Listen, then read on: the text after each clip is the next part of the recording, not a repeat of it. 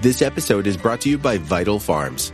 Isn't it bullshit to have to question where your food comes from? At Vital Farms, you can trace your pasture-raised eggs all the way back to the source, the pasture.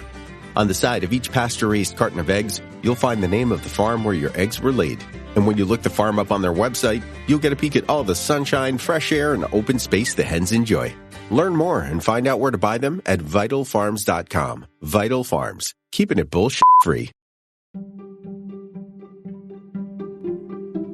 Welcome to the HCI family of podcasts. We're your source for personal, professional, and organizational growth and development.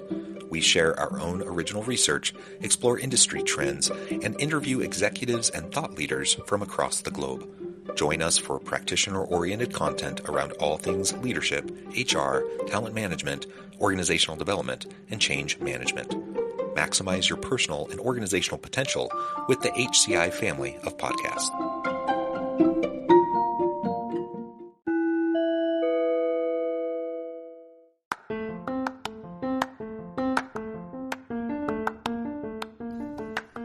Welcome to the podcast. In this podcast episode, I talk with Peter Rahbar about why transparency from the top down is extremely important to company morale.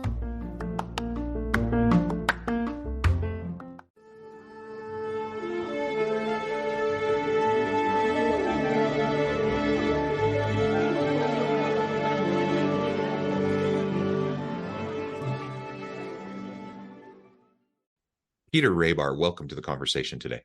Glad to be here, John. Thanks for having me. It is a pleasure. You're joining us from New York. I'm south of Salt Lake City in Utah. And today we're going to be talking about why transparency from the top down is so important to company morale. This is a topic I love. I spend a lot of time thinking about this. It's a common problem. I see it in most organizations. And it's one of those things that I just feel like it's largely an avoidable issue. Yet it's one that so many organizations and so many leaders face. And so we're going to unpack all that and try to understand better how we can go about proactively creating a culture of openness, transparency to develop trust and really help everyone feel seen and heard and have an opportunity to contribute. As we get started, I wanted to share Peter's bio with everybody. Peter Rahbar is a workplace legal expert who guides clients through the most important decisions of their professional lives. After almost 20 years of representing major international corporations and various clients in high-profile matters, including over a decade as chief employment attorney for a major global media company, Peter founded the Rahbar Group, a boutique employment law practice based in New York City. Peter specializes in representing individuals, including C-suite executives, media personalities, and other professionals working in finance, media, sports, real estate, fashion, and tech. I could say way more about Peter's background, but I'm going to stop there. Peter, anything you'd like to highlight by way of your background or personal context before we dive on in? No, I think that was a pretty comprehensive description. Thank you very much. I appreciate it. Okay, well, great. Let's dive on in then and just start with the why behind transparency. Why is this important? And maybe even before we get there, perhaps it's worth even taking a step back and thinking historically about transparency issues. From my perspective and from what I've studied, it seems like there's been a relatively significant shift in recent decades towards more openness, more transparency. Whereas, in previous generations, in the workplace, perhaps that wasn't even an expectation of employees to the extent it is today. Is that consistent with your understanding and with your experience?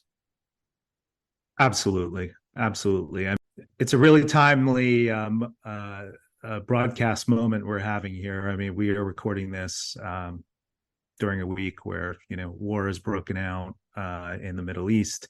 We have college campuses and workplaces, battling with issues about how to communicate. And so what is one thing that this shows to us, and really it highlights this issue that you bring up of like what employees are expecting from their managers and corporate executives when things happen, not just in the workplace, but in society. And so they want to hear from their bosses. They want to hear from their executives and leaders. And, frankly, from my viewpoint, leaders are paid to communicate and have dialogues with employees and tackle difficult issues. We have a dynamic where for years, including through the pandemic, companies have said, give us all your time, give us all your commitment. And frankly, employees have been getting less and less back from their companies in terms of, pensions, retirement benefits, career training, etc. And now coming out of the crisis portion of the pandemic, we see employees really demanding so much more from their employers and having a lot more power and exercising that in many different ways. And so what we have here, we're at a moment right now where employee expectations of their companies and their leaders are very high. And we have employers and managers who are struggling to find the right way to meet it. And for me, when I discuss these issues with executives who I represent and work with, the key issue as we talk about is trust. How do you build trust? One important way to do that is communicate. And they're struggling with how to communicate, how often to communicate, what to communicate, what employees want to hear or don't want to hear. And my advice is always on the side of like over communicating and not just about good things, about difficult things too. Yeah, well, I completely agree. I think if you're going to err on the side of over communication. And it's interesting though, so as you think about individuals who are in leadership roles, I think part of the challenge that organizations are facing and that leaders are facing is that there's a generational disconnect. So we mentioned how things have shifted, expectations, in the aggregate have shifted over the decades. The psychological contract between employer and employee has shifted over the decades. And so if you have someone who has a really great track record of experience for decades in the industry and the organization, they may have very well come up at a time where communication, transparency just wasn't, it wasn't the expectation, it wasn't the norm. And I think a lot of leaders think they're being transparent. They think that they're communicating. They may even think they're over communicating. But in my experience, most of the time, most of their people feel like they're still lacking a ton of information and they feel frustrated by it. And like you said, this really impacts trust, because if members of your team feel like you're not being transparent with them, whether that's right or wrong, if that's the perception, then it erodes trust, and people start to fill in the gaps mentally with areas where they don't have information that they think is important.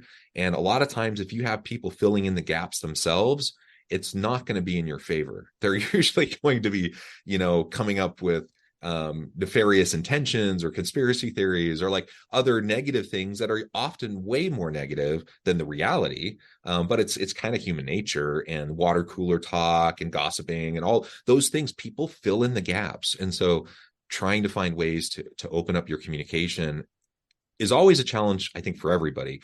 But especially if you came up in a day when it just wasn't as much the norm, I think the mindset shift can be really challenging. And again, I think there are lots of leaders with really good intentions who think they are communicating very transparently, who even think that they're over communicating, and they're just not in alignment with the expectations of their people.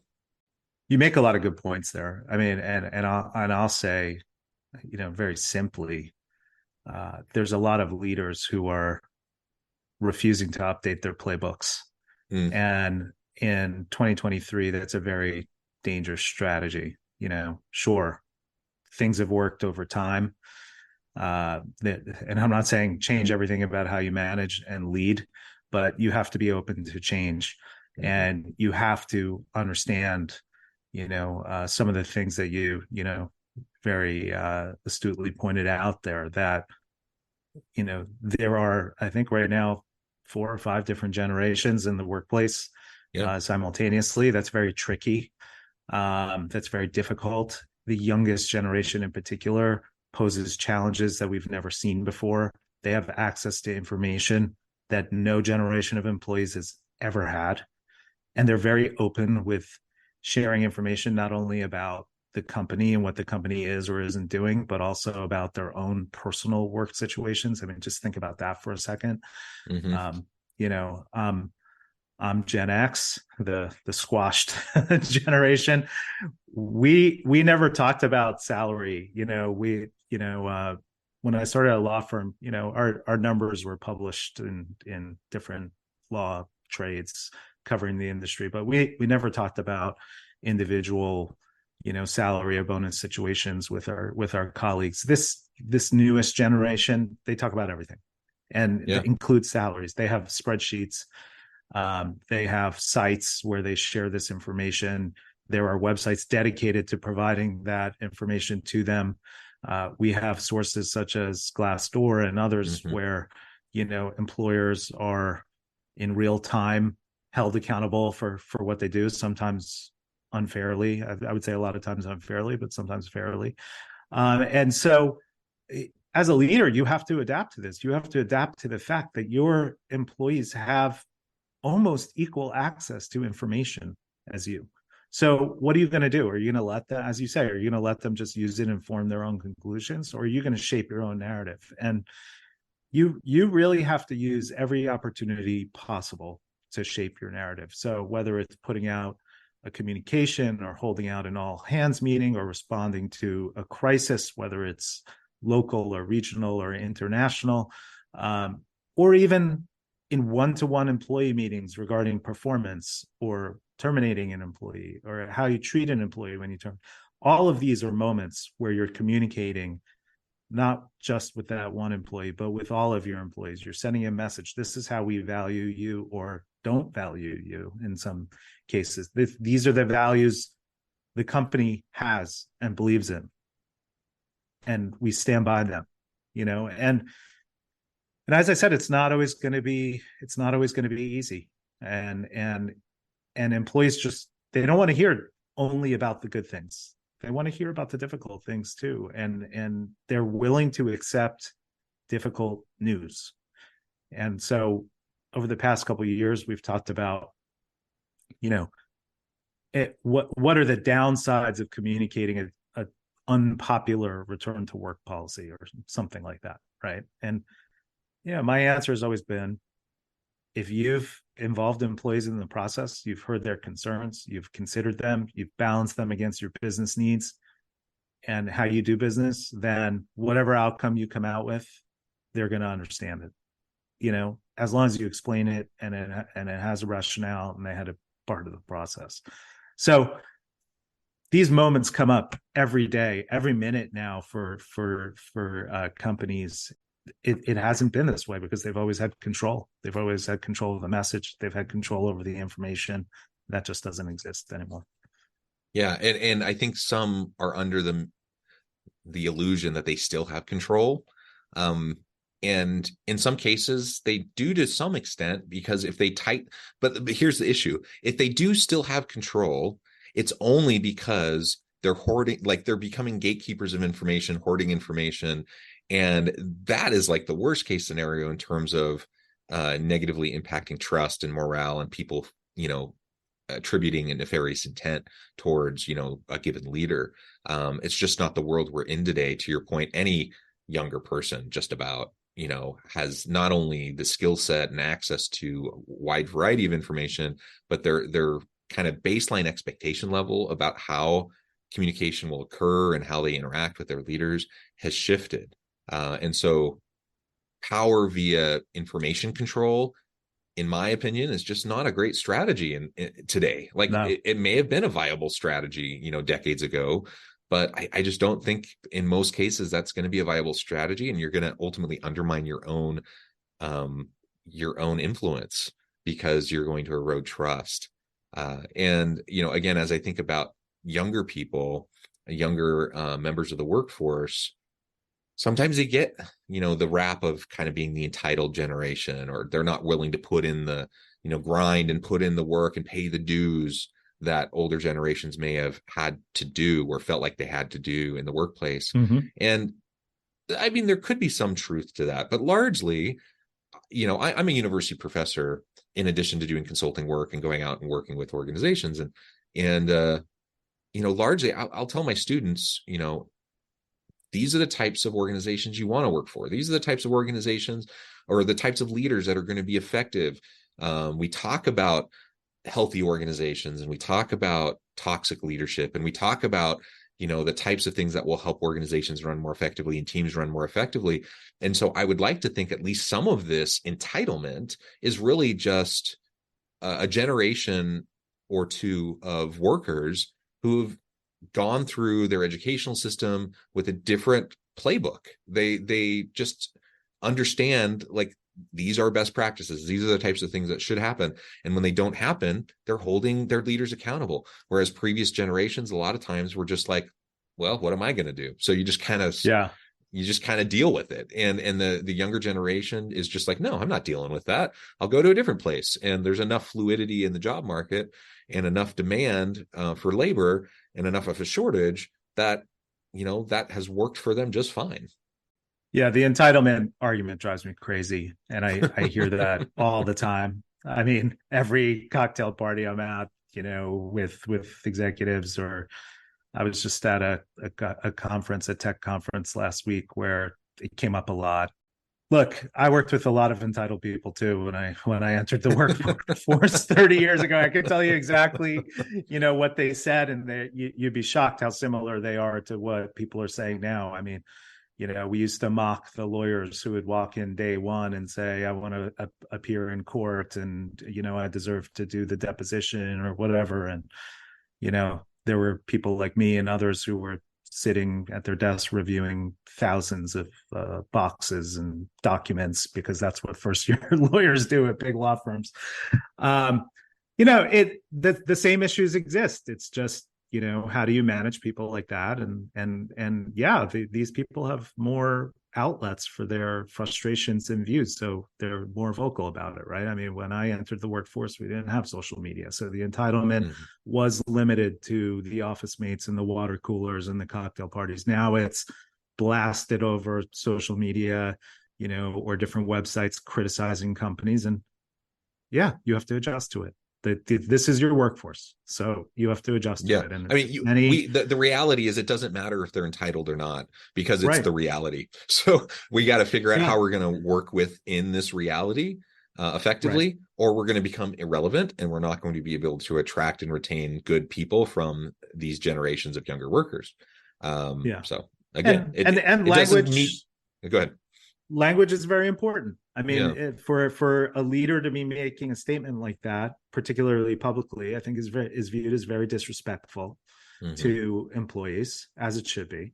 I mean, yesterday or 2 days ago, Steve Schwartzman at a conference in Saudi Arabia said people don't, quote, grind as hard when they work remotely. I mean, for the people in his company at his firm who've worked remotely and worked really hard and probably worked nonstop all night, that's got to be pretty dispiriting to hear something like that. And like you said, in 2023, what are people going to do? They're not just going to like put their head down and keep working. They're going to look at other jobs. They're going to pick up the phone when the recruiter calls. They're going to go update their LinkedIn profile and turn on the button that, tells recruiters they're looking for jobs. There's things they can do. They don't have to sit there, and that's what frustrates the employers. Like, if they were really being honest, they would say, I'm frustrated that these entitled people just don't sit down and do whatever I tell them to do. That they pick up and move somewhere else. And maybe that, and for an employee, that's your test, right? Like, if you're as good as you say you are, is there another job for you? Is there someone who believes that? If when clients come to me and say, well, I want to have this big conversation about salary, I tell them, well, are you prepared to go somewhere else if it doesn't work out? Because, some managers may respond in that way and say, well, if you can get X, go get it. I'm not going to stop you. But the stigma of leaving a job or quitting or, taking a stand is gone, just totally gone. You mentioned something a few minutes ago I wanted to zoom in on a little bit, and that is how transparency plays a part in employee voice. And I think that's part of the DEI conversation. So if we're talking about diversity, equity, inclusion, and belonging within the workplace and trying to strive for that equality and equity in the workplace, and to really understand your people, to understand their needs, of course you would need to be listening, but what's the role of openness and transparency from the top down in creating that kind of a workplace and environment where you have the potential of actually better understanding your employees' needs? Well, employees want to be treated fairly and respectfully, and they value diversity of workforce, diversity of opinions, and they want their companies to have actual values in how they conduct their day-to-day business. And so, it's important for employers to communicate that whenever they can. They should have a regular cadence for doing that, but they should also take any opportunity to communicate that where it exists. And we're in a time now where a lot of DEI programs are under legal challenges post the Supreme Court's affirmative action decision last year. And some companies are, I would say, like hiding in the corner and hoping they don't get called out, and others are very affirmatively saying, hey, this is what we stand for. And one of the things we stand for is having diverse representation in our workforce. I think it's an important time. If that's what you believe, I think it's an important time for you to articulate that as often as possible. And I think it's also an important time to not back down in the face of challenges from some of these groups that are going after law firms and other programs with diversity recruiting or other efforts. And then I would say it's also comes out, and it should be reflected in what you do as a company, like your actions. So like if you believe in diversity and you're being challenged on your recruiting practices, well, change your recruiting practices in ways that will be compliant with the law. Start recruiting at different schools. Start, changing your job descriptions. Start changing your job requirements, to help bring in different candidates and a more diverse talent pool. So there's a lot of different ways to go about it, but communication sort of is the common thread through all of it. And having a dialogue is really important, and creating an environment where people feel safe having a dialogue with you is really important. It takes time and a lot of effort to establish that. It doesn't just happen overnight.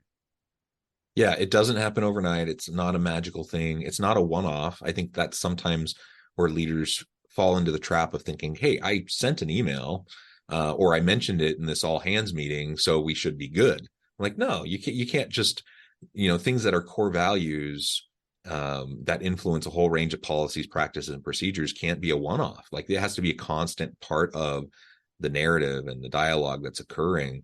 And you mentioned it just a minute ago. The role of transparency and communication is that it develops trust, and it creates an environment of psychological safety where other people feel like they can voice concerns. So if there isn't openness and communication, if there isn't transparency from the top down, if you think you're just going to have people come forward and voice, and push back and voice their concerns around issues related to DEIB stuff, or just, it doesn't even have to fall into a category of diversity.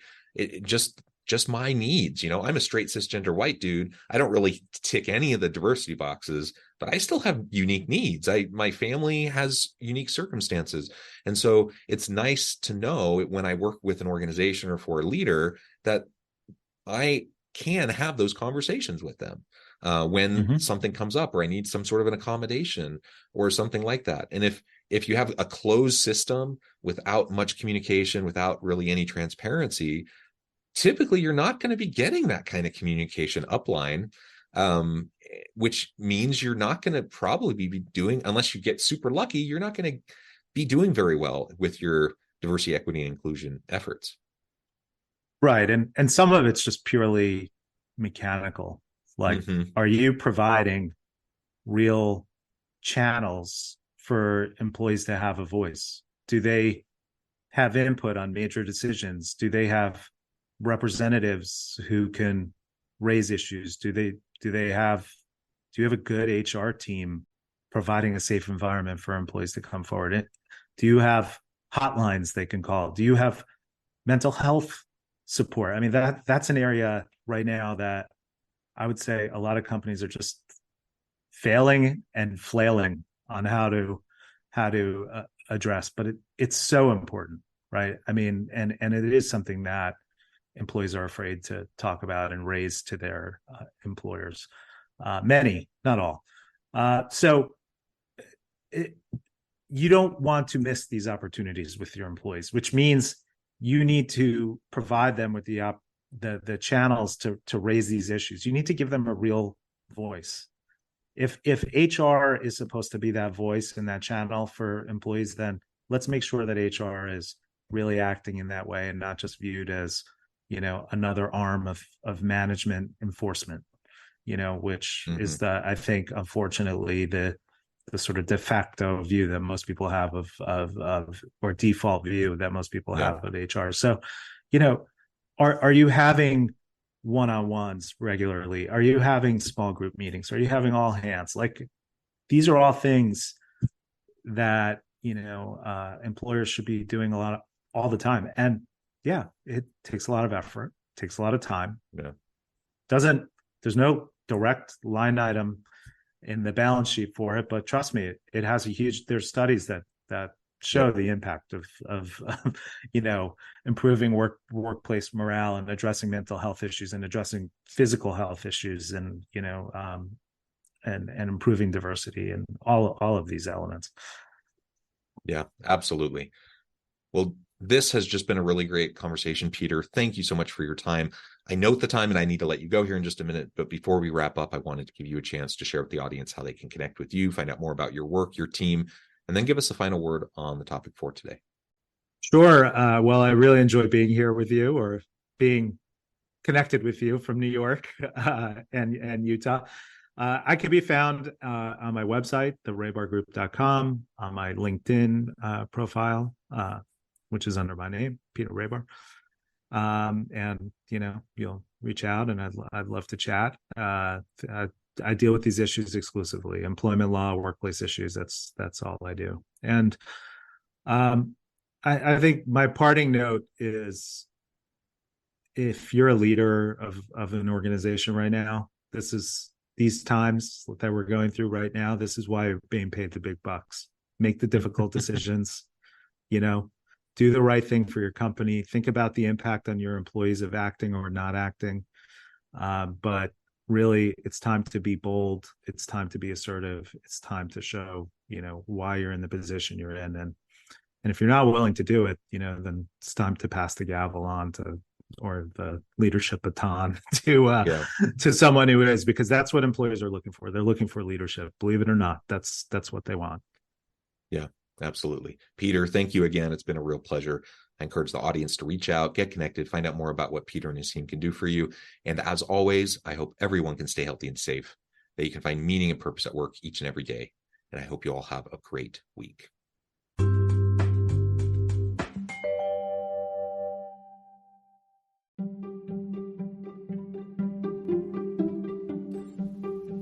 Thanks for joining us for this episode of the podcast.